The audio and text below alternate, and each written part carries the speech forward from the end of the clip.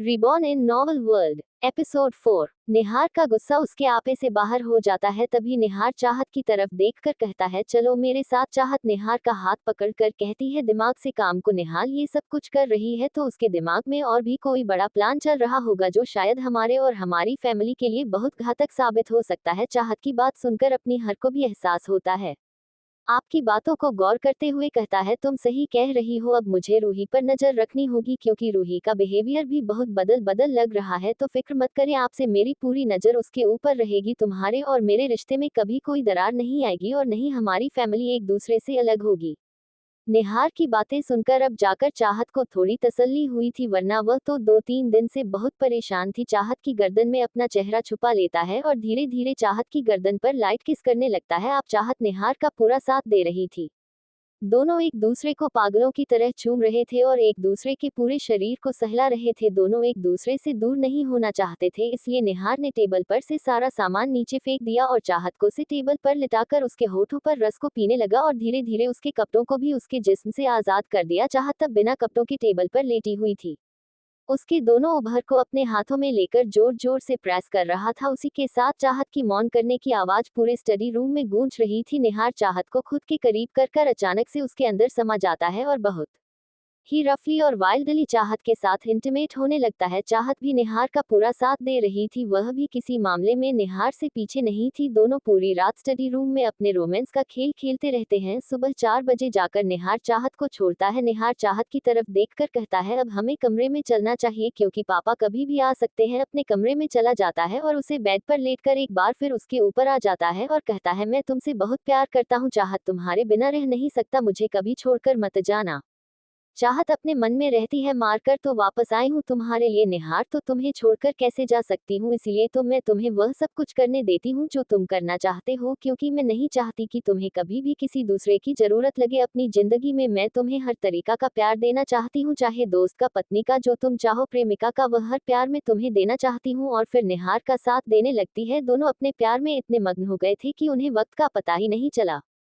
सुबह 8 बजे पूरा राजपूत परिवार डाइनिंग टेबल पर बैठा ब्रेकफास्ट कर रहा था। वहीं रूही आज बहुत खुश लग रही थी। उसे लग रहा था किसने निहार चाहत के बीच में गलतफहमी पैदा कर दी है, जिसकी वजह से वह दोनों ही आज यहाँ नहीं है। ये भी हो सकता है कि चाहत घर छोड़कर चली गई हो, लेकिन रूही नहीं जानती निहार चाहत एक दूसरे से अलग हो ही नहीं सकते थे।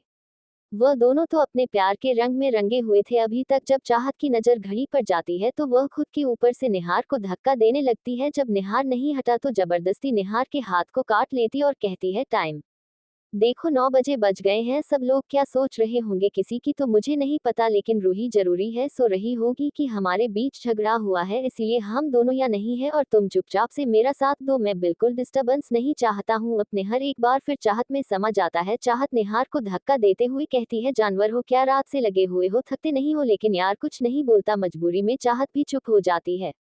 दोपहर में जाकर निहार ने चाहत को छोड़ा था। चाहत तक तो बहुत चुकी थी, लेकिन अभी उसे अपनी एक चाल को अंजाम देना था, इसीलिए उसे उठाना था, क्योंकि आज वह रूही को ऐसा सबक सिखाना चाहती थी कि रूही किसी को मुंह दिखाने लायक ना रहे और ना फिर कभी राजपूत मेंशन में आए। चाहत भगवान जी की तरफ देखकर कहती है, माफ कर देना महादेव, आज मैं जो करने जा रही हूँ ना एक औरत और एक लड़की होने के नाते मुझे नहीं करना चाहिए, लेकिन रूही जैसी लड़कियों के साथ यही करना चाहिए। जो दूसरे के परिवार को बर्बाद करना चाहती है, उन्हें खुद को बर्बाद हो जाना चाहिए।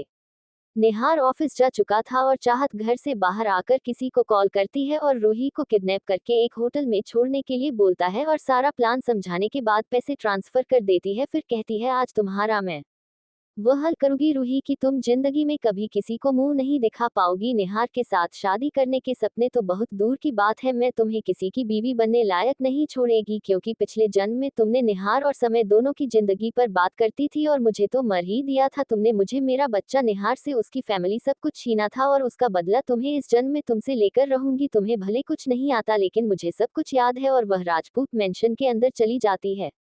रूही के पास किसी का कॉल आता है और उसे मिलने के लिए बाहर बुलाता है। रूही भी बाहर चली जाती है। जब वह होटल पहुंचती है तो उसे रिसेप्शनिस्ट बताती है कि उसे रूम नंबर 401 में जाना है। रूही भी बिना ज्यादा जानकारी के रूम नंबर 401 में चली जाती है। जब रूम में अंदर जाती है तो उसे कुछ अजीब सी स्मेल आती है, लेकिन वह इस बात को इग्नोर करके जाकर सोफे पर बैठकर उसे आदमी का इंतजार करने लगती है। 15 मिनट बाद रूही के ऊपर नशा छाने लगता है और वह खुद के कपड़े निकलने लगती है, लेकिन उसकी गर्मी शांत नहीं हो रही थी। तभी उसे कमरे में दो लोग आते हैं। वह दोनों कोई और नहीं बल्कि रूही के कॉलेज में पढ़ने वाले उसके दोस्त थे, जिन्हें चाहत में पैसे दिए थे।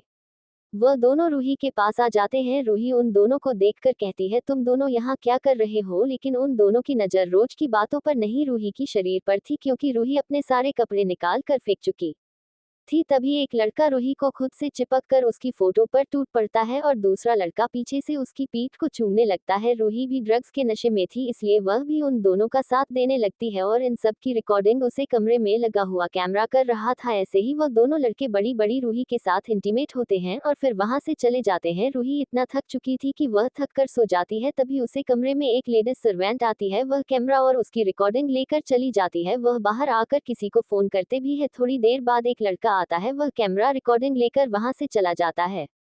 चाहत की चाल ने रूही को कष्ट कर दिया था, लेकिन अभी रूही को होश नहीं आया था। जब रूही को होश आएगा तब जाकर उसे पता चलेगा कि उसके साथ क्या हुआ है। चाहत में आंसू से उसी की हथियार से मारा था, जो चल चल रूही परी के साथ चलने वाली थी। आज वही चल चाहत ने रूही के साथ चल दी थी परी को बचाने के लिए। तो आदित्य आ गया था, लेकिन रूही को बचाने कोई नहीं आया।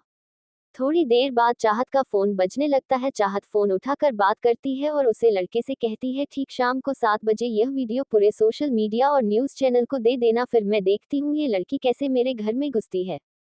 चाहत नीचे मंदिर में आकर महादेव के सामने हाथ जोड़कर खड़ी हो जाती है और कहती है, मुझे माफ कर देना महादेव, आज मैंने एक लड़की की इज्जत को तारा है, लेकिन वह लड़की से इज्जत के लायक नहीं थी। मैं क्या करती जो वह कल परी दीदी के साथ करने वाली थी, आज वही मैंने उसके साथ किया है। भले ये घर ये परिवार या कोई भी यह न जानता हूँ कि सब कुछ रूही की चाल थी, लेकिन मैं तो जानती थी ना। तो मैं कैसे अपनी दीदी को बर्बाद होने देती और कैसे मैं अपने पति को खुद से दूर जाने देता। अब रूही को समझ आएगा कि जो गड्ढा हम दूसरों के लिए कोट है ना, कभी कभी उसे घंटे में हम खुद भी गिर जाते हैं। आज यही रूही के साथ हुआ था। अपने किए गए काम की माफी मांगकर चाहत अपने कमरे में चली जाती है।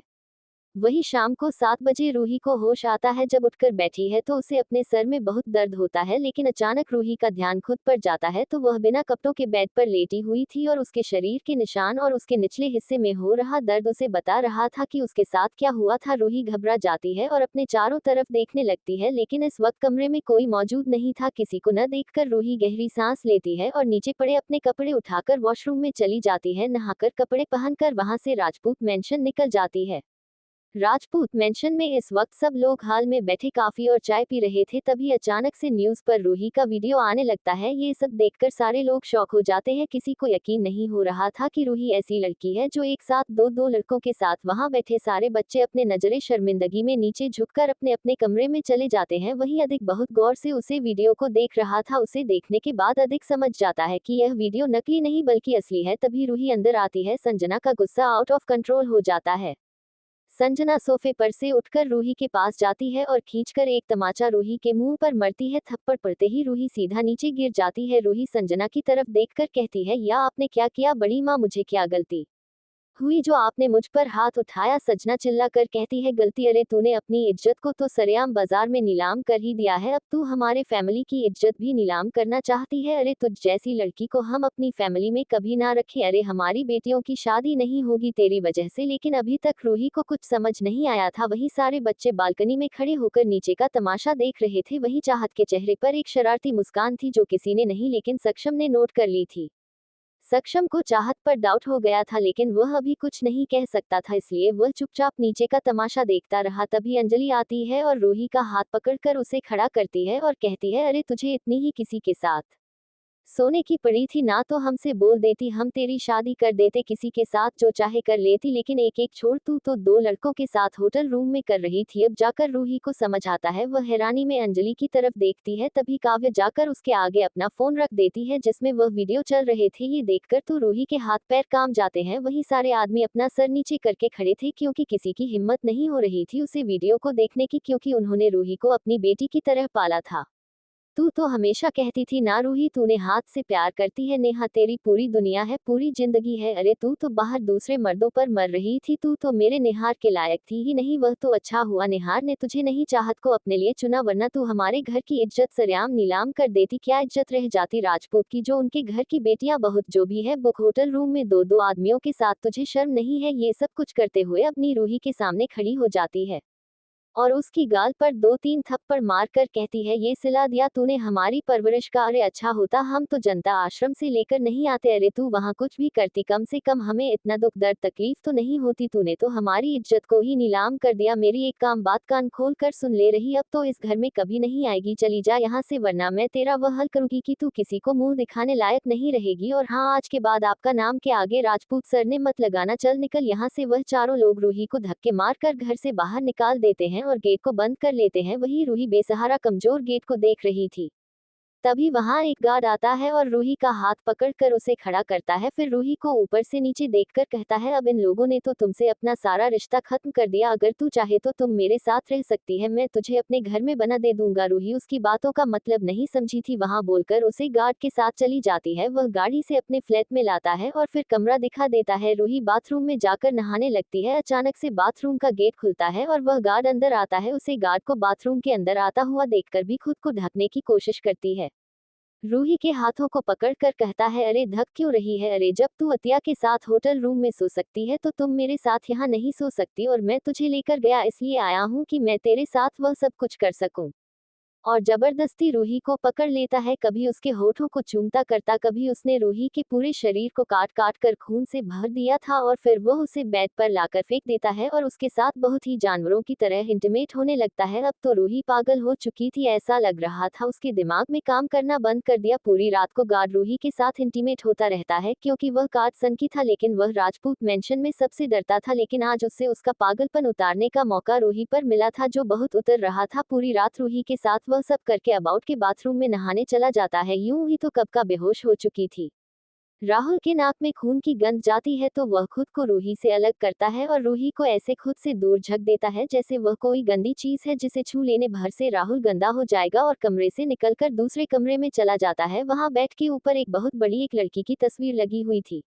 उसे तस्वीर पर अपना हाथ फेरते हुए कहता है, तुम चिंता मत करो मेरा, मैं उसे रूही से गिन गिन कर बदला लूंगा। तुम्हारी हर एक चीज का, तुम्हारे हर एक दर्द का उसे हिसाब देना होगा, लेकिन उससे पहले मुझे यहाँ से निकलना होगा, क्योंकि मैं नहीं चाहता राजपूत फैमिली में से कभी भी किसी को मुझ पर शक हो। लेकिन इस लड़की को तो मैं यहाँ से लेकर जाऊंगा, इसका वह हाल करूंगा कि यह अपनी मौत की ठीक मांगेगा, लेकिन इसे मौत भी नसीब ना होगी। तभी वह किसी को कॉल करके ऊपर बुलाता है। एक गार्ड कर सर झुकाकर राहुल के सामने खड़ा हो जाता है।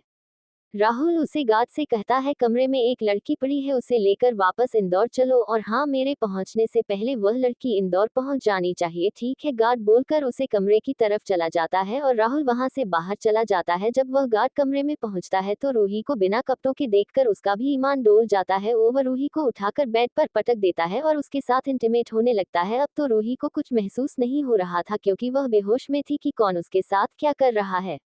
तभी उसे गार्ड को ढूंढता हुआ उसका एक साथी आता है और वह भी रूही के साथ इंटीमेट होता है। फिर वह दोनों रूही को ऐसे ही बिना कपड़ों के ले जाकर गाड़ी की पिछली सीट पर फेंक देते हैं और वहां से गाड़ी लेकर निकल जाते हैं।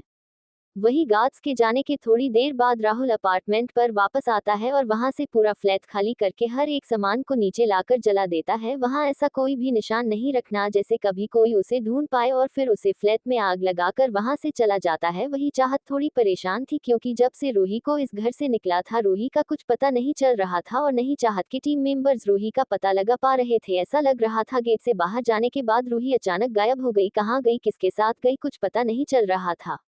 तभी चाहत निहार से कहती है, निहार भले ही रूही कैसी भी थी, उसके साथ जो भी हुआ, लेकिन हमें ये तो पता करना होगा ना कि वह कहाँ है, कैसी है, किसके साथ है। अपने हाथ चाहत की तरफ देखा है और कहता है, ये सब तो तुम्हें तब सोचना चाहिए था जब तुमने उसके साथ वह सब कुछ किया, जब तुम सब कुछ कर कर उसे यहाँ से बाहर निकल ही चुकी हो, तो अब ये हमदर्दी किस बात की है। निहार की बातें चाहत के दिल पर बहुत बुरी तरह से चुभी थी, लेकिन वह कुछ नहीं रहती निहार की तरफ देखकर कहती है, मेरी गलती है, थैंक यू मुझे मेरी गलती का एहसास करने के लिए, और कमरे से बाहर चली जाती है। अब जाकर निहार को एहसास होता है कि उसने चाहत से क्या कह दिया और किस लहजे में कह दिया।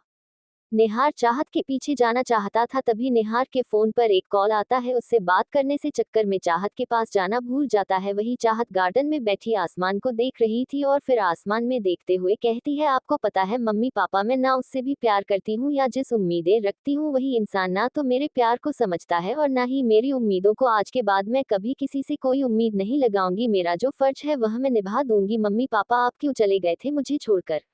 अगर आज आप जिंदा होते ना तो आपकी चाहत ऐसी नहीं होती। शायद वह भी और लड़कियों की तरह अपनी जिंदगी जीती, अपनी नखरे आपसे उठाती, अपनी हर बात आप लोगों से मनवाती। लेकिन शायद भगवान जी को मुझ मासूम पर दया नहीं आई, जो मुझसे पहले भी मेरे मन पापा को छीन लिया था। बट इस जन्म में भी अगर उन्हें मुझे वापस भेजना ही था तो थोड़ा और पीछे भेज देते तो मैं आप दोनों को भी तो बचा लेती। कम से कम मेरे पास आप दोनों तो होते मेरा दर्द बांटने के लिए।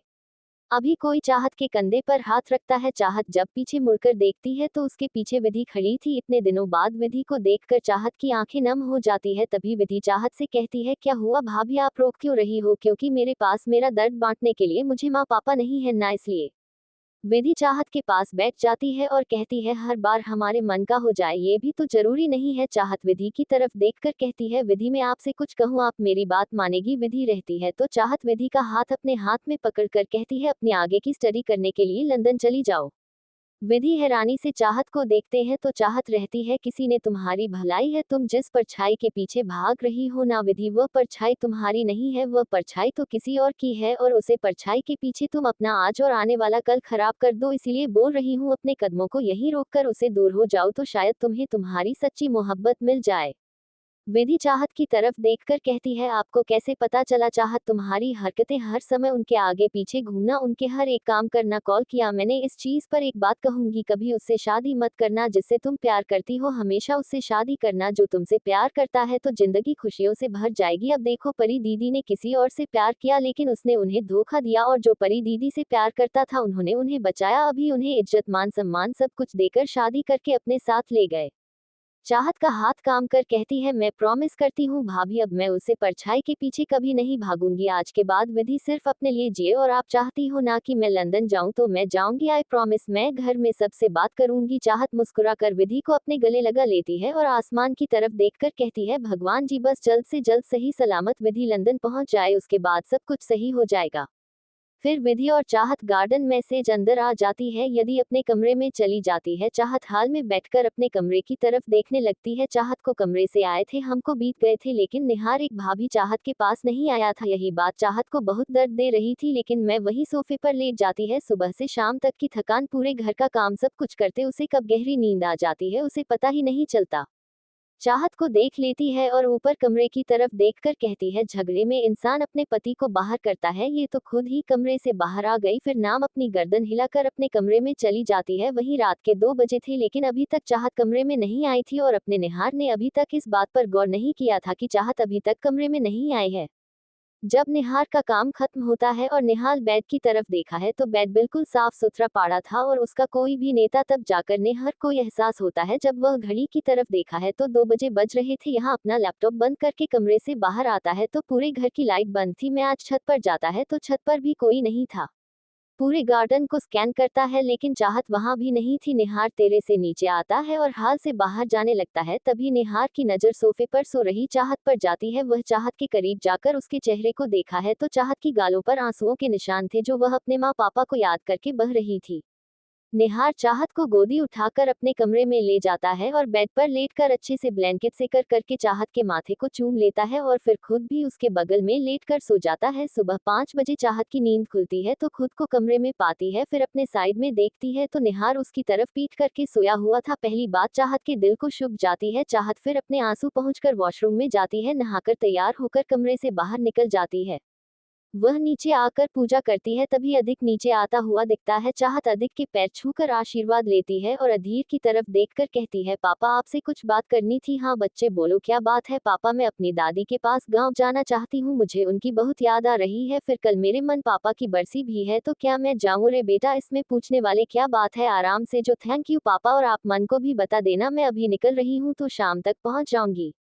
अपने कमरे में वापस चला जाता है और चाहत ऊपर अपने कमरे की तरफ देखकर बाहर निकल जाती है। वह अपने लिए टैक्सी बुक करती है और वहां से स्टेशन की तरफ निकल जाती है। स्टेशन पर पहुंचकर अपने गांव की टिकट लेती है और अपनी ट्रेन का इंतजार करने लगती है। अभी 5 मिनट हुए थे कि तब तक ट्रेन आ जाती है और चाहत ट्रेन में बैठकर अपने गाँव की तरफ निकल जाती है।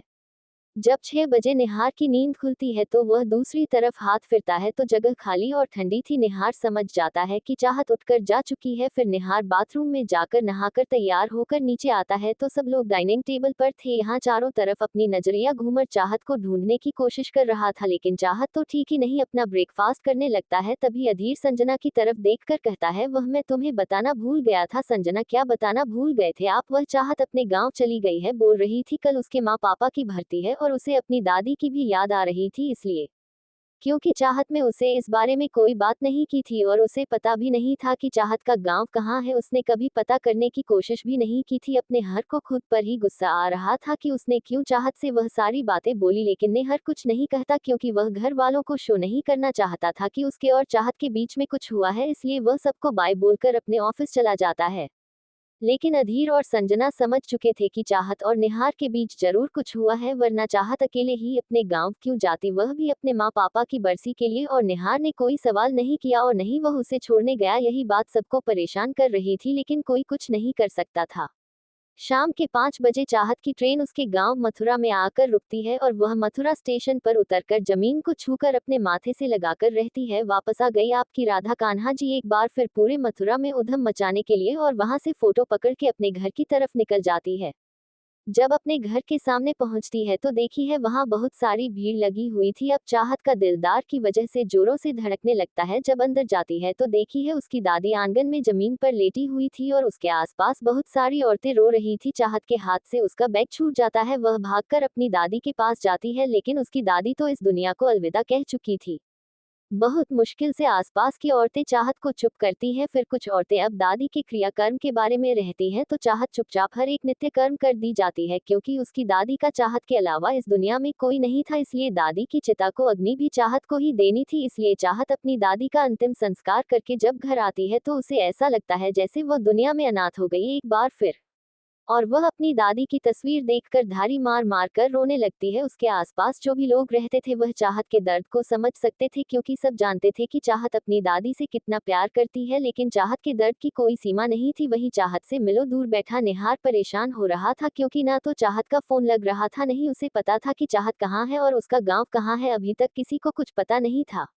दिन ऐसे ही बीत जाते हैं। निहार को चाहत का कुछ पता नहीं चलता। अब चाहत थोड़ी संभाल चुकी थी, इसलिए वह अधीर के फोन पर कॉल करती है। दूसरी तरफ फुल फैमिली भी परेशान थी चाहत के बारे में कोई जानकारी न मिलने से। तभी अधिकार फोन बजता है। अधिक फोन उठाकर हेलो कहता है तो दूसरी तरफ से चाहत की आवाज आती है, कैसे हो पापा? चाहत की ऐसी आवाज सुनकर अधीर का दिल धक से रह जाता है।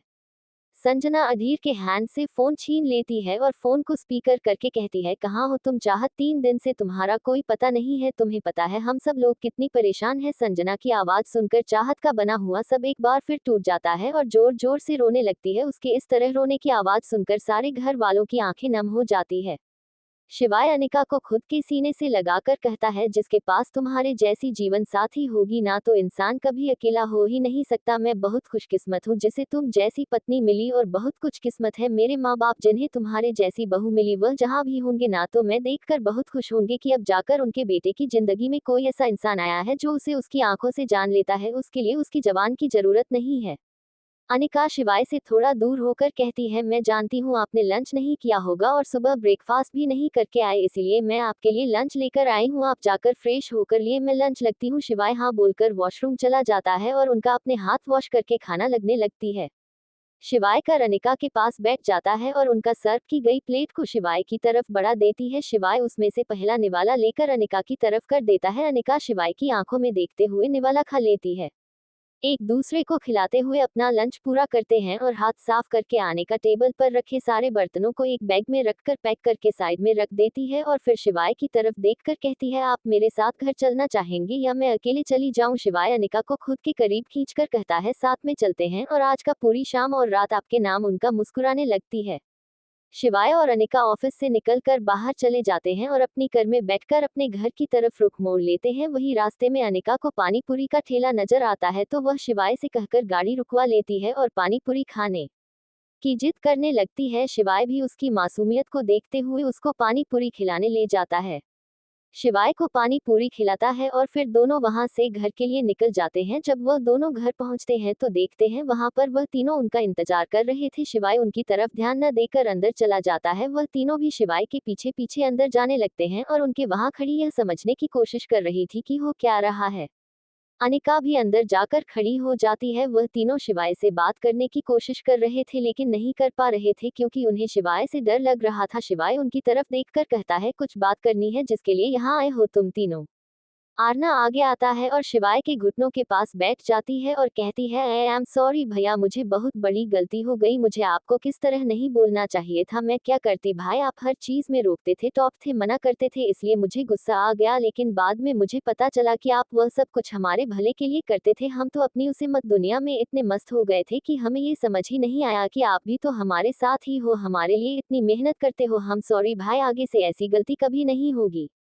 रोहित और अमन आगे आकर अपने कान पकड़कर खड़े हो जाते हैं और कहते हैं, हमें माफ कर दो भाई, आइंदा से हम कोई गलती नहीं करेंगे, आई प्रॉमिस। और यह बिजनेस हमारे बस की बात नहीं है भाई, और ना हम कर सकते हैं, यह आप ही कीजिए। और यह सब कुछ आपका है तो आपको ये सब छोड़ने की जरूरत नहीं है। हम तीनों जैसे अपनी जिंदगी जीते आए, हम उसी में खुश हैं भाई, हमसे नहीं होगा ये सब। शिवाय उन तीनों की तरफ देखकर कहता है, मैं यहाँ तुम्हें छोड़कर इसलिए नहीं आया था कि मुझे तुम्हारी बातों से हट हुआ था या मैं तुम्हें सजा देना चाहता था। मैं यहाँ इसलिए आया था कि मैं उन्हें कभी माफ नहीं कर सकता क्योंकि उनकी वजह से मैंने अपने माँ पापा को खोया और तुम लोगों ने भी तो अपनी फैमिली को खाया। क्या तुम माफ कर सकती हो उन्हें? तुम भूल गए होंगे लेकिन मैं नहीं भूल। जब भी मैं आंखें बंद करता हूं ना तो मुझे वह चीज सुनाई देती है जो लास्ट में मेरे घर में आई थी। उनमें से मैं हर एक चीज को पहचानता हूं कि कौन किसकी थी। मैंने मेरी माँ की आंखों में दर्द देखी थी, अपने बच्चों से अलग होने की, अपने पति को खोने की वही तड़प मैंने अपने पापा की आंखों में देखी थी, अपनी बीवी से अलग होने की और अपने बच्चों को तन्हा अकेला आना छोड़ने की। तुम तीनों को क्या लगता है कि उन्हें माफ करना या उनसे बदला लेना मेरा मोटिव है? नहीं, मैं उनसे बदला नहीं लूंगा, मैं कभी उन्हें अपनी जिंदगी में शामिल नहीं करूंगा। उन्होंने जो किया है ना उनकी सजा है ये कि वह कभी भी हमारी फैमिली का हिस्सा नहीं बन सकते। वह हमारी फैमिली होते हुए भी हमारी फैमिली नहीं है। शिवाय, और आज के बाद एक बात तुम तीनों कान खोल कर सुन लो, मेरे घर में उनका कोई जिक्र नहीं होगा, पर आज के बाद हम चारों इस टॉपिक पर कभी बात नहीं करेंगे, समझे तुम? वह तीनों हमें अपनी गर्दन हिला देते हैं। तभी अनिका शिवाय के पास आती है और कहती है, क्यों डरा रहे हो आप? उन तीनों को देखो, पहले से ही डरे हुए हैं। उनका की तरफ देखकर शिवाय कहता है, मैं इन्हें डरा नहीं रहा हूँ, मैं वार्निंग दे रहा हूँ। शिवाय की तरफ देखकर कहती है, बहुत हो गई आपकी वार्निंग, अब चलिए जल्दी से अभी फ्रेश होकर आए और आप तीनों भी अपने कमरे में जाएं, मैं तब तक डिनर लगवाती हूँ। अपने भाई से किसी को इस तरह बात करते हुए देखकर वह तीनों हैरान थे और सबसे ज्यादा हैरान थे शिवाय की तरफ देखकर कि शिवाय को गुस्सा नहीं आया बिल्कुल भी। वह तीनों हैरानी में अनिका की तरफ देख रहे थे। अब जाकर शिवाय की यह बात समझ आई थी कि उसने अनिका का इंट्रोडक्शन तुम तीनों से नहीं करवाया। शिवाय उन तीनों की तरफ देकर कहता है, इतना परेशान होने की जरूरत नहीं है, यह अनिका है, तुम तीनों की भाभी और मेरी पत्नी। कुछ नीचे गिरने की आवाज आती है। जब शिवाय और अनिका देखते हैं तो वह तीनों नीचे बेहोश पड़े थे। अनिका हैरानी से नीचे देख रही थी। वही शिवाय अपनी गर्दन नाम हिलाकर कहता है, ये तीनों का बचपन जिंदगी में कभी जा नहीं सकता। और वह डाइनिंग टेबल पर से पानी का भरा हुआ जग उठाकर उन तीनों के ऊपर फेंक देता है और वह तीनों एक झटके में फिर से उठकर खड़े हो जाते हैं। उनकी ऐसी फुर्ती देखकर अनिका 2 कदम पीछे हो जाती है। एक साथ तरीका के गले लग जाते हैं और अनिका गिरने को होती है। तभी पीछे से शिवाय उसे संभाल लेता है। शिव उन तीनों की तरफ देखकर कहता है, एक एक करके तुम मिल सकती हो ना, ये जंगलियों की तरह बिहेव करने की जरूरत नहीं है। तभी आरना शिवाय की तरफ देखकर कहती है, भाई अपनी शादी कर ली और आप अपनी बीवी को इतना प्यार करते हो, उनसे इतने प्यार से बातें कर रहे हो यार, ये तो किसी चमत्कार से कम ही नहीं है। और सच कहूँ ना तो हमें बहुत अच्छा लगा कि आप भाभी से इतना प्यार करते हो और हम बहुत खुश हैं आप अपनी दुनिया में खुश हो। शिवाय उन तीनों की तरफ देखकर कहता है, 10 मिनट है तुम तीनों के पास फ्रेश होकर डाइनिंग टेबल पर आने के लिए, वरना उसके बाद तुम तीनों को डिनर नहीं मिलेगा। और वहां से डाइनिंग टेबल की तरफ बढ़ जाता है। वही शिवाय की बात सुनकर तीनों डर जाते हैं और फुर्ती से वहां से गायब हो जाते हैं। अनिका उन्हें देखते रह जाती है। शिवाय अनिका की तरफ देखकर कहता है, कार्टून है, तीनों आ गए या ना, यहाँ तो देखना पूरे दिन नाक में दम करके रख देंगे तुम्हारी। और एक बात मेरी हमेशा याद रखना अनिका, वह तीनों मेरी दुनिया है, मेरा सब कुछ है, मेरा परिवार है। अगर उनसे कभी कोई गलती हो जाए ना तो उनको दांतों के बजाय मुझे डांट लेना, लेकिन मेरे भाई बहनों से कभी कुछ मत कहना, क्योंकि मैं तुम चारों से ही उतना प्यार करता हूँ और मैं कभी किसी एक के लिए दूसरे को तकलीफ नहीं दे सकता। इसलिए मेरे भाई बहनों को हमेशा अपना भाई बहन समझना, गलती हो जाए तो माफ कर देना, लेकिन कभी उनसे दूर मत जाना, क्योंकि उन तीनों को ही कभी माँ पापा का प्यार नहीं मिला और वह तीनों तुम्हें अपनी माँ को ढूंढने की कोशिश करेंगे। तो एक मन बनाकर उनका ख्याल रखना, भाभी बनकर नहीं। अनिका शिवाय के गले लग जाती है और कहती है, मैं आपको कभी शिकायत का मौका नहीं दूंगी, क्योंकि मैं भी जानती हूँ एक अनाथ की जिंदगी कैसी होती है। बिन माँ बाप की जिंदगी को सारण पाप हो जाता है, अभिशाप हो जाता है। हाल के पास खड़े वह तीनों शिवाय और अनिका की बातों को सुन रहे थे। उनकी बातें सुनकर उन तीनों की आंखें नम हो जाती है। अनिका उनकी तरफ देखकर कहती है, अब वही खड़े रहने का इरादा या डिनर भी करोगे? तभी तीनों जाने भागकर डाइनिंग टेबल पर बैठ जाते हैं।